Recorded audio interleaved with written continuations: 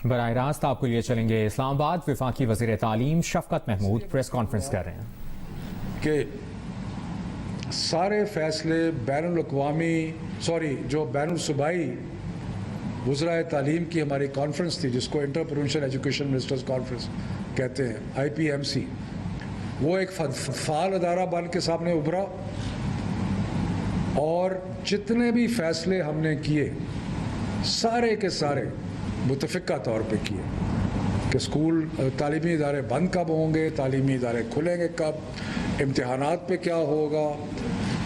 ये सारे फ़ैसले मुतफ़िक़ा तौर पे सारे जो हमारे 4 सूबे और बाकी 2 इकाइयाँ हैं, आज़ाद कश्मीर और गिलगित बल्तिस्तान, सब की मुश्तरका मशवरे से ये फ़ैसले हुए और इसलिए हमारे लिए मुमकिन हुआ ये फ़ैसले करना और मुश्किल हालात में सही फ़ैसले करना।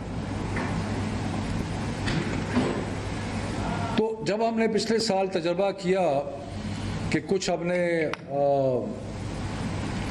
इम्तिहानात के बगैर बच्चे पास किए कुछ, तो उसके बाद हमें कुछ एक्सपीरियंस हुआ और उसमें तालीमी वज़रा जो थे सारे सूबों के, उन्होंने एक फ़ैसला किया जिस पे, और ये फ़ैसला हमने पिछले साल किया आखिरी दिसंबर में, और उस पर हम आज तक कायम हैं। और वो फ़ैसला क्या है कि ग्रेड्स कोई भी नहीं मिलेंगे इम्तिहान के बगैर, यानी कि इम्तिहान होगा और इम्तिहान कोई ऐसा ग्रेड इम्तिहान के बगैर नहीं मिलेगा।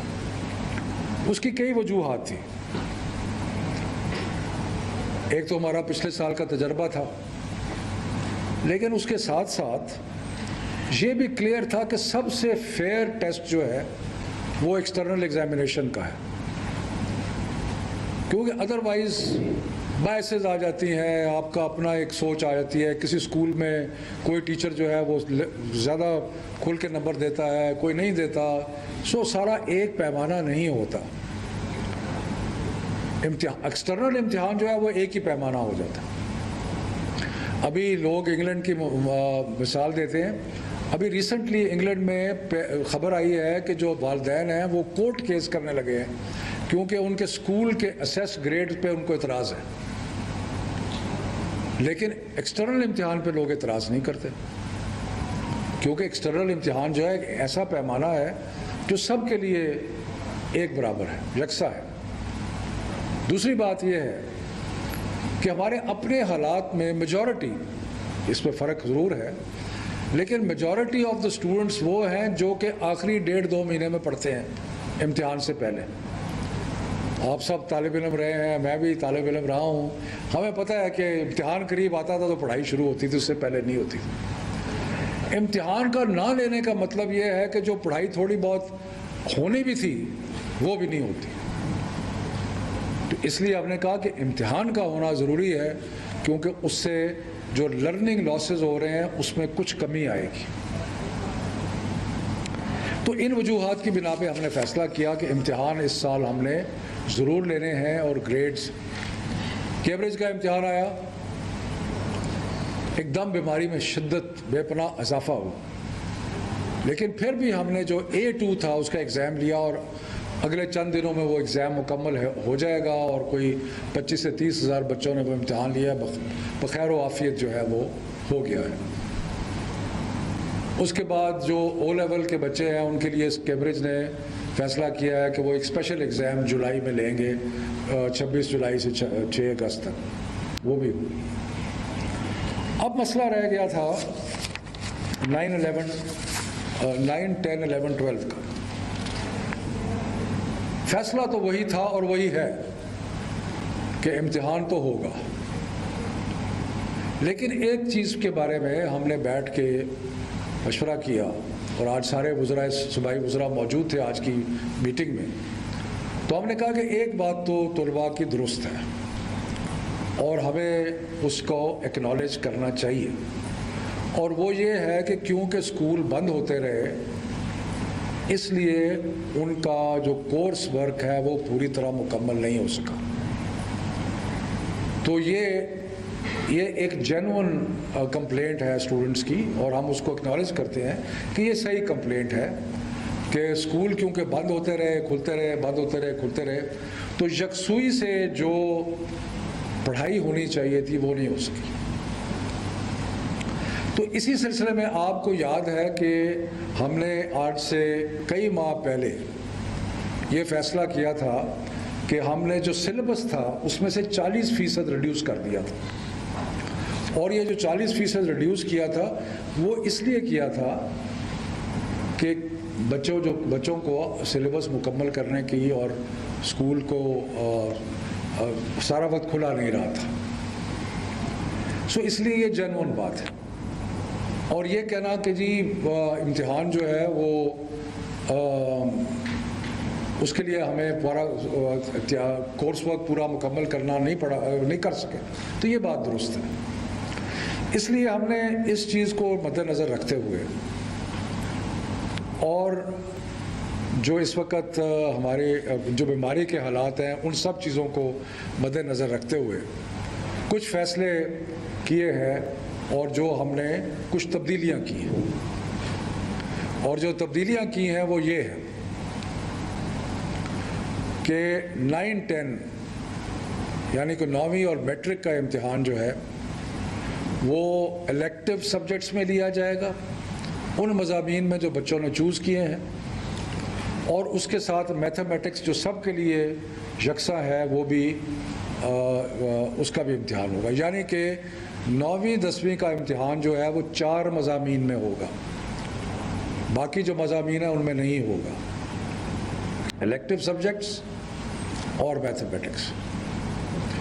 11वीं 12वीं का जो इम्तिहान है वो सिर्फ इलेक्टिव सब्जेक्ट्स में होगा।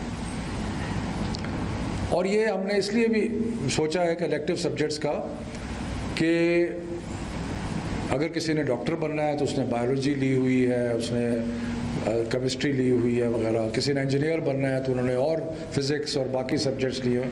तो जो भी किसी ने जिस स्ट्रीम में जाना है उस स्ट्रीम का इम्तिहान हम ले लेंगे, और जो बाकी सब्जेक्ट्स हैं उनका इम्तिहान नहीं देंगे। तो ये इससे स्टूडेंट्स के लिए कुछ आसानी जो है वो पैदा होगी। और दूसरा जो आसानी हमने पैदा की है, क्योंकि हम एग्ज़ाम शुरू कर रहे थे, सारे पाकिस्तान के बोर्ड जो थे वो 24 जून से इम्तिहान शुरू कर रहे थे। अब उन्होंने कहा है कि 10 जुलाई के बाद आप इम्तिहान शुरू करें, यानी कि मज़ीद 2-3 हफ्ते जो है वो बच्चों को मिल जाएंगे तैयारी करने के लिए। और तीसरा हमने बोर्ड्स को ये भी कहा है कि एक पर्चे और दूसरे पर्चे में थोड़ा सा वक्फा भी रखें, ताकि ये करने का मकसद ये क्यों किया है, ये करने का मकसद ये क्यों किया है,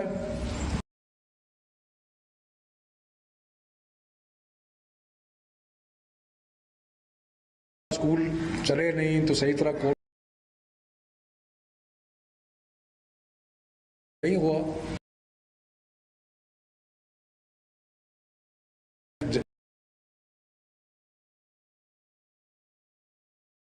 खास्ता बीमारी जो है उसका।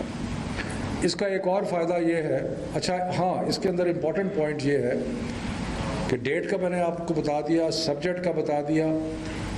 10वीं और 12वीं के इम्तिहान पहले होंगे और 9वीं और 11वीं के इम्तिहान जो है वो बाद में होंगे। यानी कि अगर 10 जुलाई के बाद इम्तिहान हो रहे हैं 10वीं 12वीं के, तो फिर 9वीं 10वीं के जैसे ये ख़त्म होते हैं उसके बाद। और उसकी वजह ये है कि हम ये चाहते हैं कि, और बोर्ड्स ने आज ये इस चीज़ का अंदिया दिया है, हम ये चाहते हैं कि तीसरे हफ्ते सितंबर तक सारे रिज़ल्ट जो है वो आ जाएं। और जब वो रिज़ल्ट आ जाएं तो यूनिवर्सिटी में और मेडिकल कॉलेजेस में और इंजीनियरिंग कॉलेजेस में और बाकियों में दाखिला जो है वो आसान हो सके और मुमकिन हो सके। वरना अगर ज़्यादा देर होगी तो वो फिर उनका टाइम टेबल जो है वो डिले होगा। तो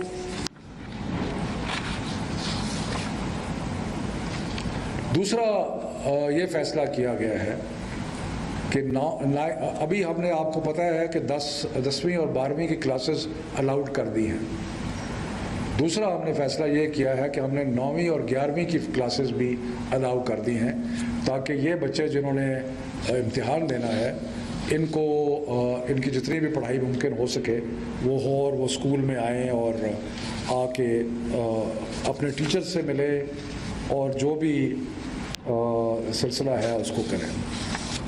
साथ साथ हमने ये भी फैसला किया है कि कोई भी उस्ताद जो इम्तिहान लेगा वो कोरोना वैक्सीनेशन के बगैर नहीं लेगा, और इसलिए हमने प्रायोरिटी दी है कि सारे जो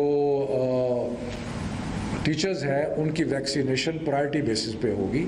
और आज हमने सूबों को अश्योर कराया कि अगर कहीं पे किसी को वैक्सीनेशन की कमी है या कुछ है तो वो हमें बताएं, क्योंकि हम चाहते हैं कि अब आइंदा, ये बड़ा एक इम्पॉर्टेंट पॉइंट है। इम्पॉर्टेंट पॉइंट ये है कि हमने 1.5 साल ये बीमारी का गुजार लिया है तकरीबन। अल्लाह बेहतरी करेगा, लेकिन आइंदा कोई पता नहीं क्या सूरत हाल होगी। लेकिन हम चाहते हैं कि अगर हम सारा जो सेक्टर है एजुकेशन का इसकी वैक्सीनेशन कर लें तो फिर हमारे लिए स्कूल्स को और यूनिवर्सिटीज़ को और बाकी तालीमी इदारों को खुला रखना जो है वो आसान हो जाएगा। उसके अलावा जो हमने यूनिवर्सिटीज़ से ये भी गुजारिश की है, और मैं उसका सिर्फ पहले भी कहा है दोबारा उसका, कि जो ए लेवल के बच्चे अक्टूबर नवंबर में इम्तिहान दे रहे हैं उनको यूनिवर्सिटीज़ कंसिडर करेंगी प्रोविजनल एडमिशन के लिए। सो उनकी प्रोविजनल एडमिशन हो जाएगी, वो इम्तिहान दे के अपना रिज़ल्ट जो है वो आके वो दिखाएंगे।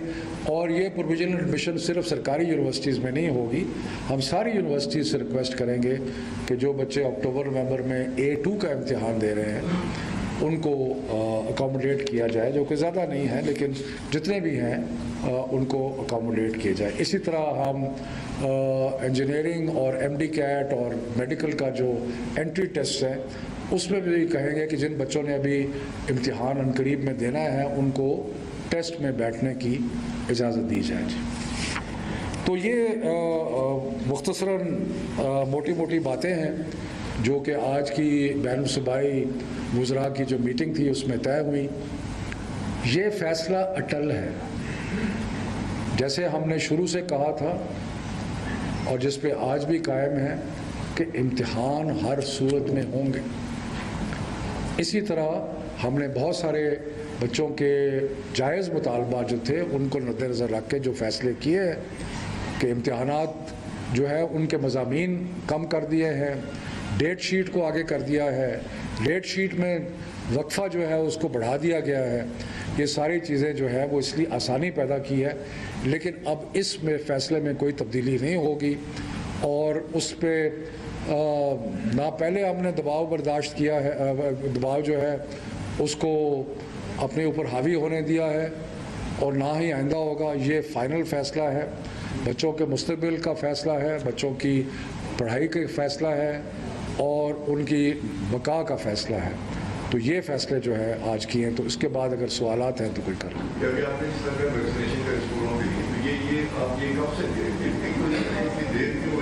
आप वैक्सीनेशन स्कूलों में अगर आप करते हैं अभी तक तो आपको ये नंदाइज आपको शायद बेहतर मिल जाते हैं, मगर अभी आप ये बताइए स्कूलों की वैक्सीनेशन की आप कब से शुरू कर रहे हैं? मतलब ये स्कूल में ही आपकी स्कूलों में जाएगी, वहाँ जाके करेंगे? देखिए, हमने स्पेशल इस्लामाबाद में, अगर आपको पता है कि FDA ने स्पेशल कैंप लगाए हैं वैक्सीनेशन के लिए, और वो मज़ीद कैंप, इसी तरह सूबाई हुकूमतों को हमने आज गुजारिश की है, कुछ ने कर भी लिया है कि वो एक स्पेशल कैंप्स लगाएं और सब कोशिश करें कि जिस तरह मुमकिन है, और प्राइवेट स्कूल से भी कहूँगा, बाकी उस कहीं अगर किसी को वैक्सीन की कमी महसूस होती है तो वो फेडरल मिनिस्ट्री को बताएं और हम NCOC के साथ रब्ता करके इंश्योर करेंगे कि उनको वैक्सीन जो है वो मिल जाए।